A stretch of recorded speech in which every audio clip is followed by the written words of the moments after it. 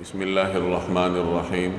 حضرت ابو ہریرہ رضی اللہ تعالی عنہ کی روایت ہے کہ نبی کریم صلی اللہ علیہ وسلم نے ارشاد فرمایا، جس کا مفہوم یہ ہے کہ ہر چیز کے لیے پاکیزگی حاصل کرنے کا کوئی ذریعہ ہوتا ہے، اور جسم کی پاکیزگی حاصل کرنے کا ذریعہ روزہ ہے۔ یہ سنن ابن ماجہ کی روایت ہے، جس میں روزے کو جسم کی صفائی کا ذریعہ کہا گیا ہے۔ جسم کی پاکیزگی روزے کے ذریعے دو طریقوں سے ہوتی ہے۔ انسان جسمانی طور پر روزے کی وجہ سے صحت مند ہوتا ہے کہ سارا سال وہ خوراک کی کثرت کی وجہ سے اپنی صحت کو جو نقصان دے بیٹھتا ہے، روزے کی حالت میں خوراک میں کمی کے ذریعے اللہ تبارک و تعالی انسانی جسم کو صحت عطا کرتا ہے۔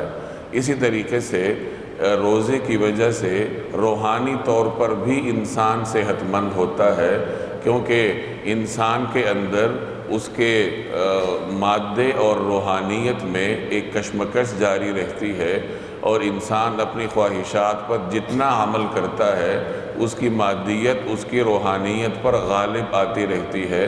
نتیجتاً اس کا عبادات میں دل نہیں لگتا، کیونکہ عبادات میں دل لگنے کی بنیادی وجہ انسان کی روحانیت ہے۔